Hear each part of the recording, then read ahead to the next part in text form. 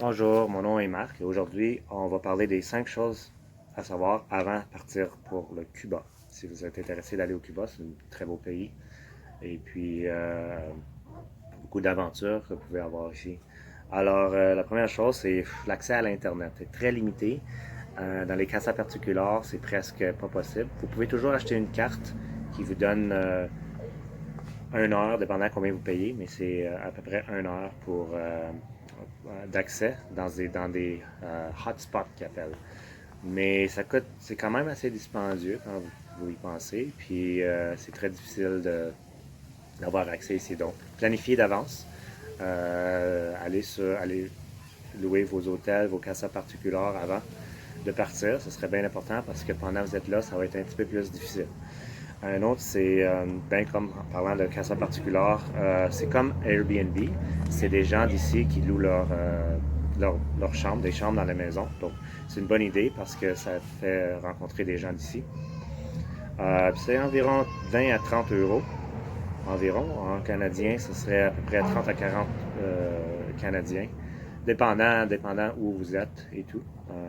Ce serait une bonne idée. Une autre chose à savoir, c'est qu'ici, il y a des autos des années 50 à cause ben, c'est historique, à cause de l'embargo qu'il y avait pour les États-Unis. Donc, il y a beaucoup d'autos des années 50. Et puis, ben, vous pouvez ben, avoir aller avec un tour pour à peu près 1 heure. Ça va coûter, je dirais, entre 30 et 50 euros pour aller pour faire un tour d'1 heure.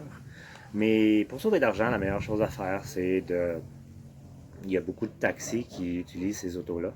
Donc, quand vous êtes sur la rue, essayez de prendre un taxi. Faites juste aller attendre pour qu'il y en ait un, que c'est un vieil auto que vous voulez expériencer dedans.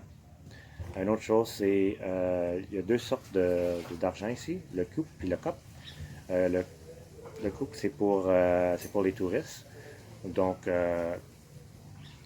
c'est ça que vous devriez échanger pour. L'autre, c'est le peso. Le peso, c'est utilisé par les habitants. Et puis, sachiez la différence avant que vous partez, ça serait une bonne idée. Euh, Aussi, il faut l'échanger au Cuba. Vous ne pouvez pas échanger l'argent dans votre pays. Vous amenez l'euro, vous amenez le dollar canadien ou de quoi de même. Et une fois arrivé, vous allez à une banque et puis vous allez échanger l'argent là. Parce que c'est illégal de le faire ailleurs dans le monde. Une autre chose, la dernière, c'est de ne pas se fier à la carte de crédit. La plupart des places, c'est comptant, toujours comptant. La carte de crédit dans les casas particulières, c'est très rare. Moi, je l'ai utilisé juste une fois depuis que je suis ici. Donc, amenez du comptant, puis toujours vous promener avec du comptant, parce que la plupart des restaurants, hôtels, casas particulières, ou n'importe quoi vous achetez dans les magasins autour, c'est tout comptant. Donc, ce serait très important de toujours en amener avec vous partout où vous allez. Donc, cela sont les 5 choses à savoir quand on part pour le Cuba. Et je suis à Vignales en ce moment dans une casa particulière à Cuba. Merci.